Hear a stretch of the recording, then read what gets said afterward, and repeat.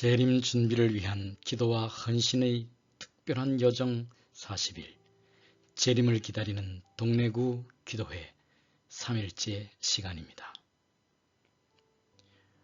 우리는 어제 성령이 우리에게 임하실 때만이 우리가 진정 우리의 삶이 활력있고 또 마침내 성장하고 자라서 열매를 맺는 가치 있는 삶이 될 수 있음을 생각하며 함께 은혜를 나누었습니다.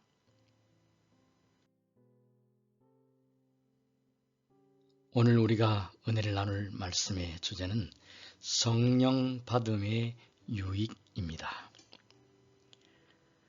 우리가 성령 충만을 받을 때 우리의 삶에 어떤 변화가 일어나는지, 우리 인생이 어떻게 달라질 것인지에 대한 은혜를 함께 나누게 되는 것입니다. 본론으로 들어가기 전에 한 가지 좀 질문을 드려보겠습니다. 겨울이 지나가고 꽃이 피면 봄이 오는 것일까요? 아니면 봄이 오면 꽃이 피는 것일까요? 꽃이 피면 날이 따뜻해지는 것입니까? 아니면 날이 따뜻해지면 꽃이 피는 것입니까? 대답은 분명하지요. 우리가 성령을 받을 때에 우리의 삶이 변화함을 입는 것인지, 우리가 먼저 변화함을 받아야, 먼저 변해야 성령이 우리에게 오시는지, 어떤 의미에서는 우리가 우리의 삶을 정결하게 하고 우리가 그릇이 준비되어야 주님의 영이 우리에게 오시는 것도 맞지만, 사실은 주님의 영이 우리에게 오셔야 회개도 또 성화도 우리의 삶의 변화도 주님을 위한 열매 있는 헌신도 일어나게 된다고 하는 것이지요. 이 사실을 기억하면서 이제 말씀으로 들어가 보겠습니다. 우리가 하나님께 성령의 침례를 간구할 때 무슨 일이 일어날까요? 성령 충만을 받은 사람들이 경험할 몇 가지 변화 이에는 다음과 같습니다. 첫 번째는 하나님의 말씀을 연구하고자 하는 보다 강한 갈망. 사랑하는 사이가 되면 더 많은 이야기를 나누고 서로 많은 대화를 갖고 싶어하게 되는 것입니다. 성령이 우리에게 오시면 그분의 말씀을 더 잘 알고 그분에 대해 더 많이 알고 싶어하는 갈망이 일어나게 되는 것입니다. 두 번째는 성실한 기도 생활입니다. 사랑하게 되면, 우리가 주님을 믿으면, 주님의 영이 우리에게 오시면 주님께 더 많이 우리의 자신의 속마음을 털어놓고 또 그분의 이야기를 듣고 이런 대화의 시간이 더 많아지는 것이겠지요. 세 번째는 죄에 대한 깊은 회개입니다. 당연히 사랑하게 되면 감추고 또 숨기는 것보다 서로 자신의 잘못도 진솔하게 내어놓고 이야기하고 서로 용서하고 용납하고 이런 것이 함께 살아가는, 또 서로를 사랑하는 그런 좋은 관계의 모습이 아니겠습니까? 성령이 우리에게 오신다고 하는 것은 그래서 하나님을 더욱 사랑하게 되고 하나님의 영이 하나님께서 우리를 사랑하신 것처럼 또한 우리가 주님을 사랑하게 되는 관계가 형성이 되는 것을 그래서 그렇게 의미하는 것이고, 네 번째는 그래서 우리의 삶이 변화되어 가는 것입니다. 사랑하게 되면 서로에게 영향을 미치고 또 사랑하는 사람을 위하여 자신의 생활 방식을 기꺼이 조금씩이지만 바꾸어가는 변화가 일어나게 되는 것입니다. 그래서 오늘 우리에게 성령이 오실 때 우리가 경험하는, 우리가 변화함을 입는, 우리가 누리는 가장 큰 유익을 한마디로 요약하면 그야말로 변화입니다. 조금 어려운 말로는 성화이지요. 우리가 하나님을 닮아가는 우리의 삶의 모습과 생활 방식이 주님의 뜻을 따라 변화함을 입어가는 것입니다. 신자들이 그리스도 안에서 승리하며 살아가는 데 있어서 성령 충만은 그래서 필수적입니다.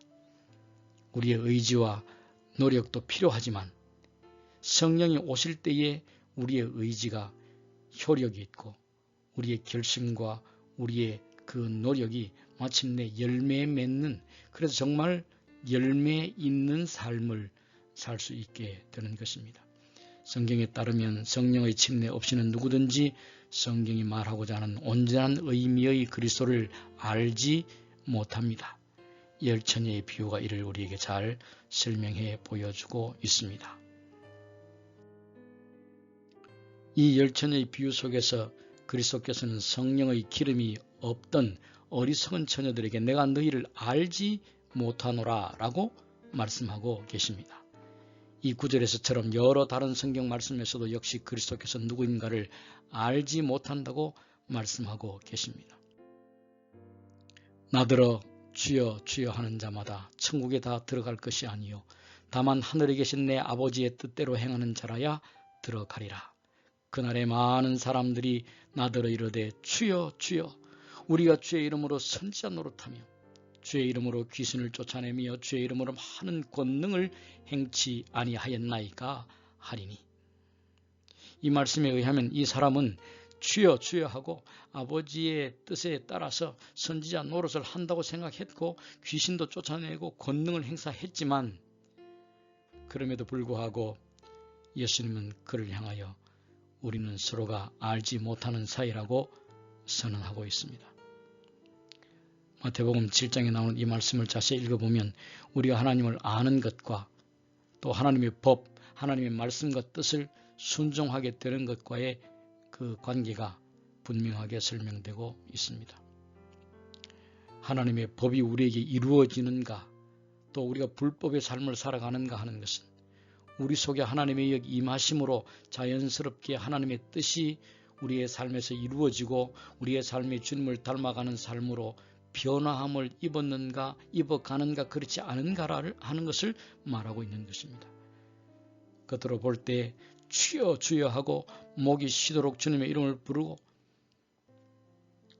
때로는 철야 기도를 하고 지도자로서의 역할을 하고 때로는 귀신을 쫓아내는 놀라운 역사를 행한다 할지라도 마음속에 하나님의 영으로 인한 성령 충만으로 인한 우리의 삶의 변화가 없다면 주님과 우리의 사이는 알지 못하는 하나님 우리를 알지 못하는 그런 우리도 하나님을 안다고 생각했지만 사실은 알지 못했던 그런 관계라고 분명히 주님은 우리에게 선언하고 계신 것입니다.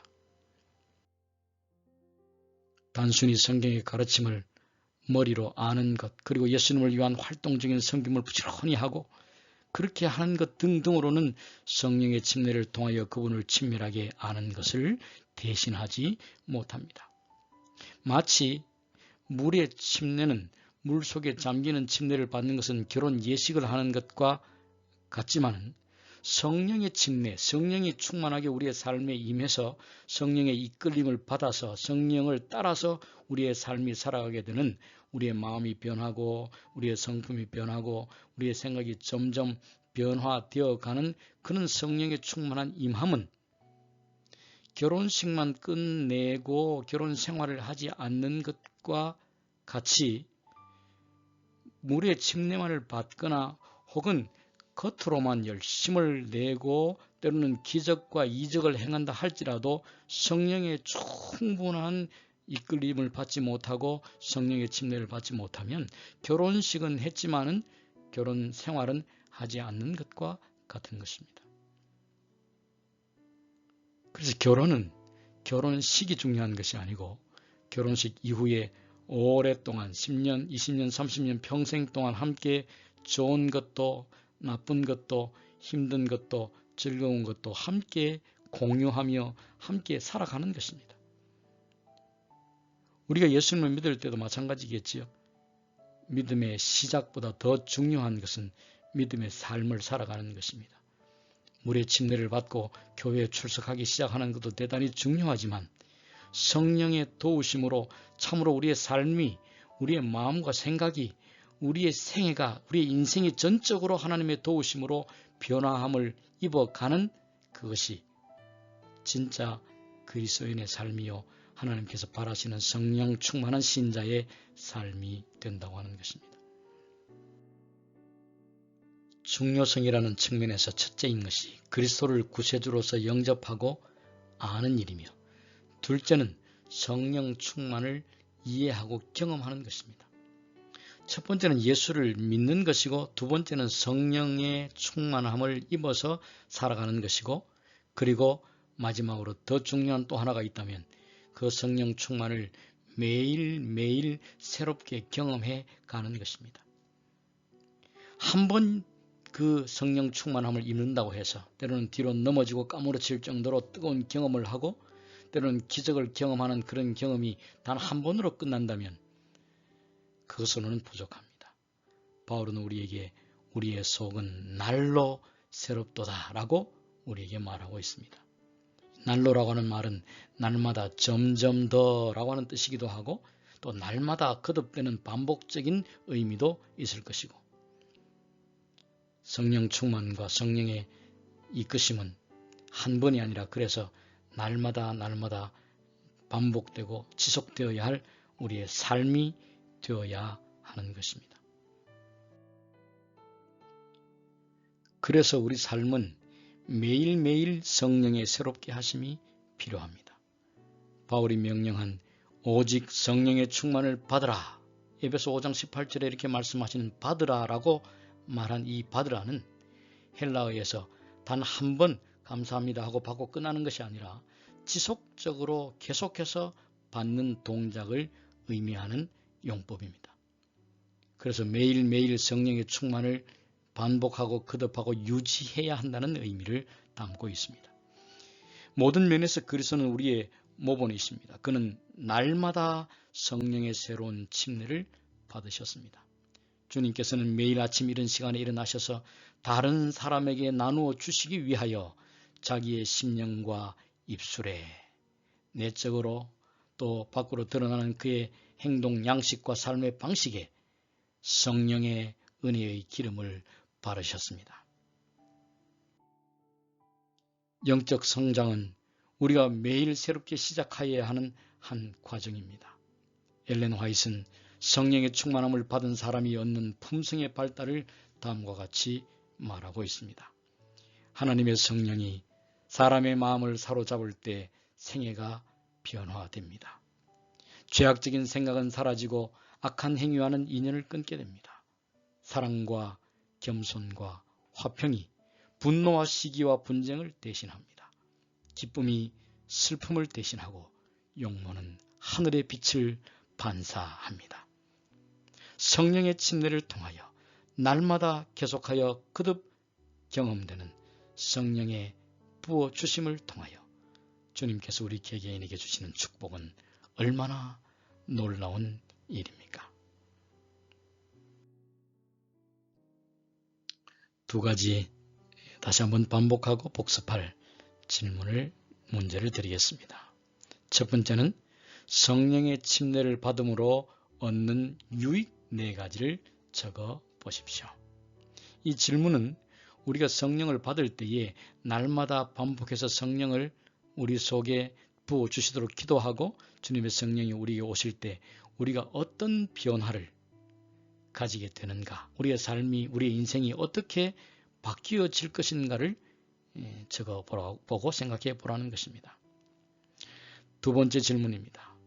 그리스도인들은 얼마나 자주 성령의 충만함을 간구하여야 합니까? 일생에 한 번일까요? 아니면 1년에 한 달에 한 번이나 1년에 몇 번만 하면 될까요? 아니면 매일매일 성령의 충만함을 간구하고 그렇게 성령의 충만함을 입어서 그 힘으로 살아가야 할까요?